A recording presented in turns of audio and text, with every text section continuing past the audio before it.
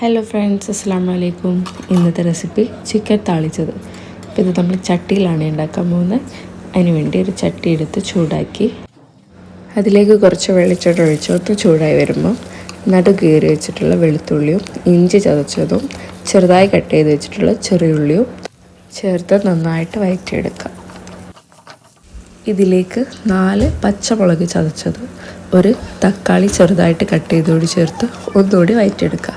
ശേഷം 1.5 table spoon കുരുമുളക് പൊടി, 1/2 ടേബിൾ സ്പൂൺ ഉപ്പ് കൂടി ചേർത്ത് ഒന്നുകൂടി മിക്സ് ചെയ്തെടുക്കുക.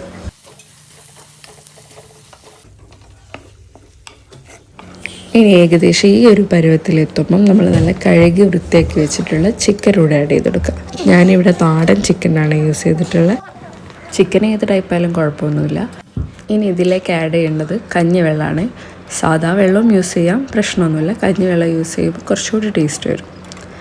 ഇനി ഇതിലേക്ക് ഒരു 2 ഏലക്കായ് ചതച്ചതും 2-3 കറുവപ്പട്ടയും 1 സ്പൂണ് ചില്ലി ഫ്ലേക്സ് കൂടെ ആഡ് ചെയ്ത് ഒന്ന് മൂടി വെച്ചിട്ട് നന്നായിട്ട് വേവിച്ചെടുക്കാം. ലാസ്റ്റ് കുറച്ച് മല്ലിച്ചപ്പ് കൂടി ഇട്ട് കൊടുക്കണേ. ഇനി ഇത് വറവിടുന്നതിന് വേണ്ടി ഒരു ചട്ടി എടുത്ത് കുറച്ച് വെളിച്ചെണ്ണ ഒഴിച്ച് ചൂടായി വരുമ്പോൾ അതിലേക്ക് 2-3 ചെറിയുള്ളി ചെറുതായി കട്ട് ചെയ്തതും കുറച്ച് കറിവേപ്പിലയും കൂടി ആഡ് ചെയ്ത് നന്നായിട്ട് ഫ്രൈ ചെയ്തതിന് ശേഷം ഈ കറിയിലേക്ക് മിക്സ് ചെയ്ത് കൊടുക്കാം.